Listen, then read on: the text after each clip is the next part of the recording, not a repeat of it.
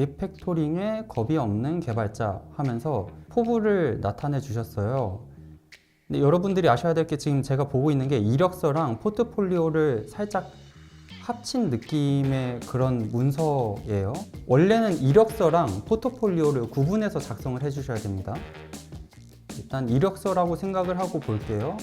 리팩토링에 겁이 없는 개발자 하고 대학교 에듀케이션 어느과 수학과 졸업하셨고 커리어를 보면은 건국대학교 학부연구원으로 일을 하셨는데 더 중요한 거는 어느 랩실에서 어떤 걸 주제로 연구하는 랩실인지 그런 걸 같이 기재해 주시면 좋아요.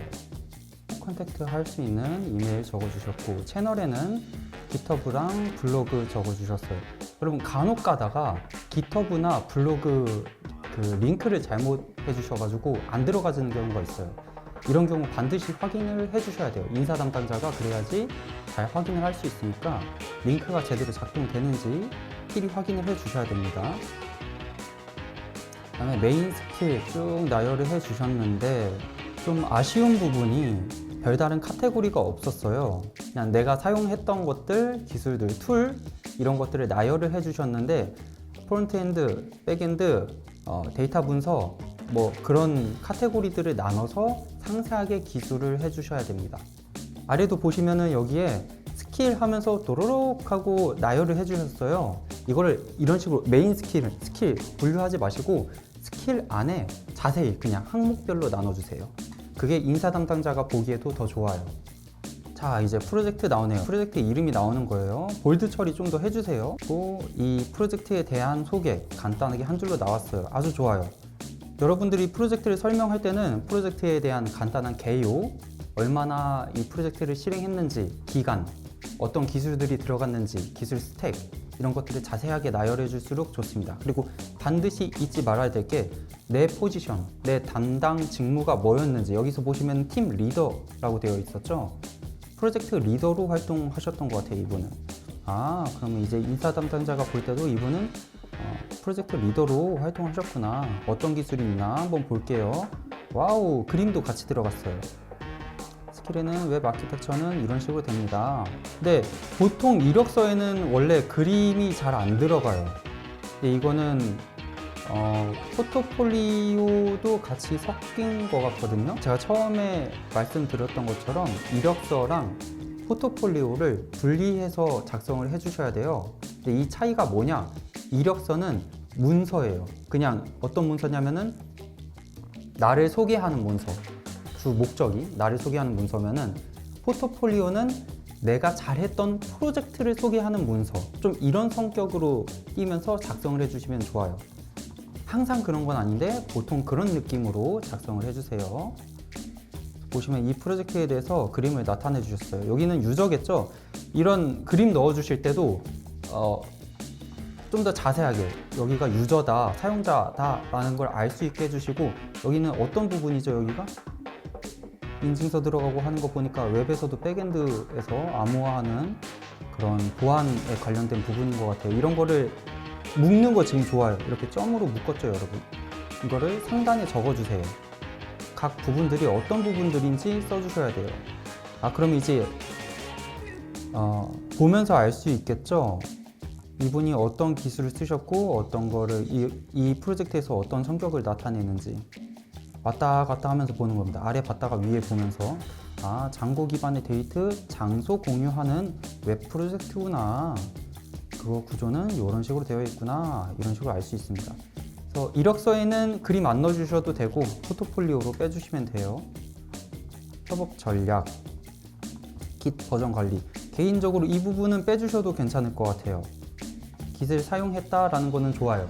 잘 해주셨는데 형상 관리를 어떻게 했다라고 말씀을 해주시는 거는 포트폴리오를 빼서 더 상세하게 그 프로젝트에 대해서 소개를 할 때 그때 얘기를 해주셔도 충분합니다.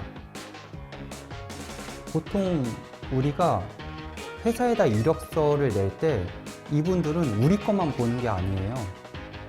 내용이 함축적이고 간략해야 돼요. 각 내용들이 의미 있는 내용들로 차 있어야 돼요. 그래서 그림 같은 거 이력서에는 빠져 있어도 돼요.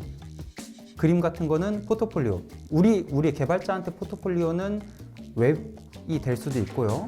깃허브가 될 수도 있고 블로그가 될 수도 있어요. 여기 안에 넣어주시는 거예요.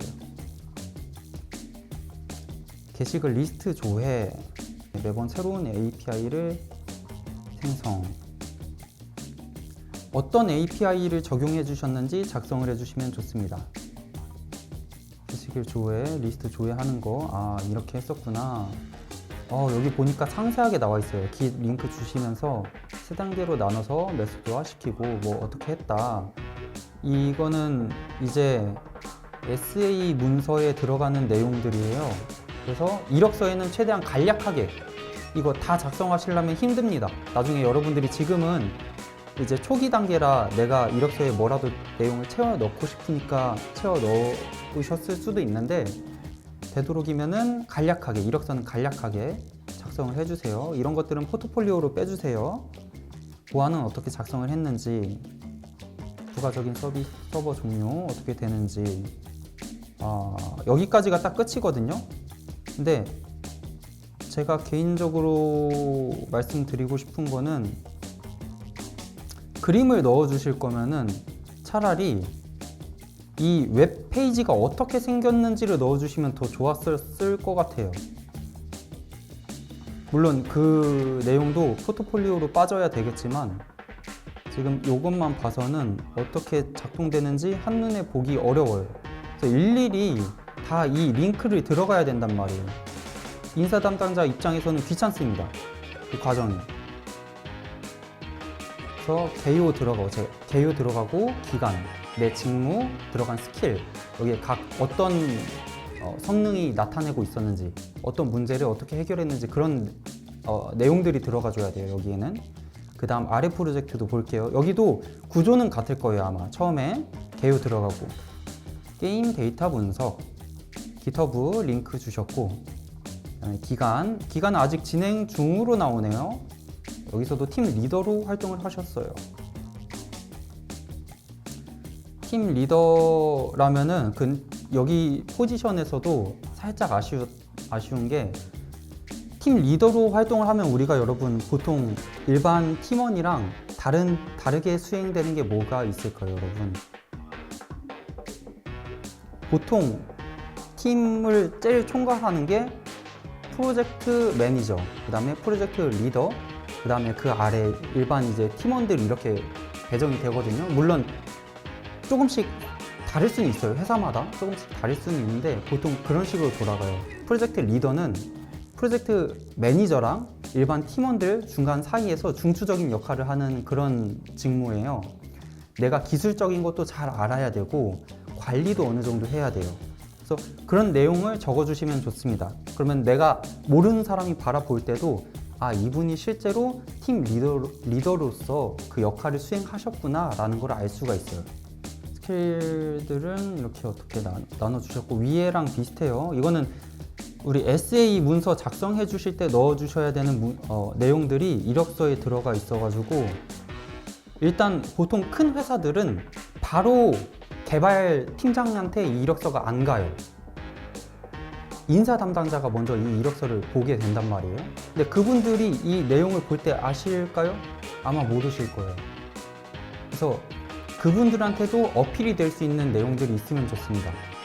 팀 리더로서 어떤 걸 이끌었구나. 이 프로젝트는 어떤 내용을 수행하는구나. 그런 내용들이 있으면 좋습니다. 자세한 거는 깃허브나 포트폴리오에 넣어주셔도 좋아요. 데이터 수집은 어떻게 이루어졌고 게임 API를 이것도 여러분 게임 API를 통해 여기가 무슨 API인가요? 이거 면접 들어가서 어떤 API로 데이터를 저장하셨어요? 라고 하면은 그때 생각이 안 날 수도 있단 말이에요. 그래서 항상 상세하게 작성을 해주셔야 됩니다. 이런 부분도 DB 폴더 설정, 구조화된 데이터 파일명, 지금 계속 API랑 어떤 기술을 쓰셨는지 그런 내용들이 들어가고 있어요. 여러분들이 컴퓨터에 대해서 몰라요? 그때 지금 이력서를 바라볼 때 어떤 느낌이 들까요? 내가 뭘 판별해가지고 넘겨줘야 될지 조금 어려울 수도 있어요. 글 구조를 고치면 좋겠다라고 말씀드린 거예요. 그 판별하기 쉽게 필요한 내용들만 써주시면 좋습니다. 우리 대기업의 이력서를 쓸 때 외부로 쓰잖아요. 거기서는 성장 과정, 자기소개, 프로젝트 경험, 성격의 장단점 막 이런 거 쓰게 돼 있잖아요. 거기에는 써주셔도 돼요. 내가 뭘 느껴봤고 이런 어려움이 있어서 이렇게 이겨냈다. 거기에 써주세요. 높음을 확인. 그냥 단순히 이게 높음을 확인해봤다 하고 끝나면 안 돼요. 이거를 통해서 뭘 더 이용할 수 있었다, 뭘 해볼 수 있었다. 그러니까 기업 입장에서 이게 뭐가 도움이 되지? 라는 걸 생각을 해봤을 때 그런 쪽으로 뉘앙스를 얘기해 주셔야 돼요. 이 등급을, 비율을 확인함으로써 유저한테 더 알맞은 피드백을 해줄 수 있었다.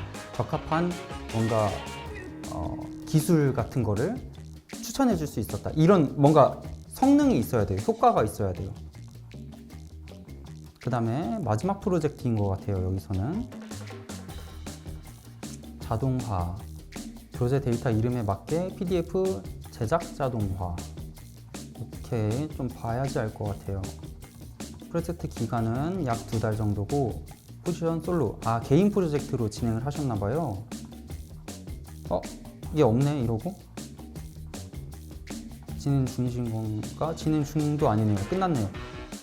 아쉽죠. 이러면은 좀 이력서를 쓰고서 동료한테 한번 보여줘 보세요, 여러분. 그때 동료가 느끼는 평가가, 그분들도 명확하게 표현을 해주셔야 돼요. 혹시 얘가 상처받지 않을까 하지 마시고, 여기서 보시면은 프로젝트 자동화, 프로젝트 이름은 자동화예요. 이름은 괜찮아요. 이름 그냥 그래서 여기 인트로덕션에서 보면은 PDF를 제작 자동화, 개요만 봐서는 어떤 프로젝트인지 명확하게 지금 알기는 좀 힘든데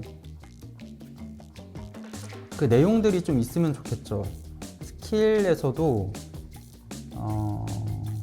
나눠주셨으면 좋겠어요. 프론트엔드, 백엔드 아니면은 그 들어간 자동화 분류 알고리즘이라거나 그래서 어떤 성과가 있었다.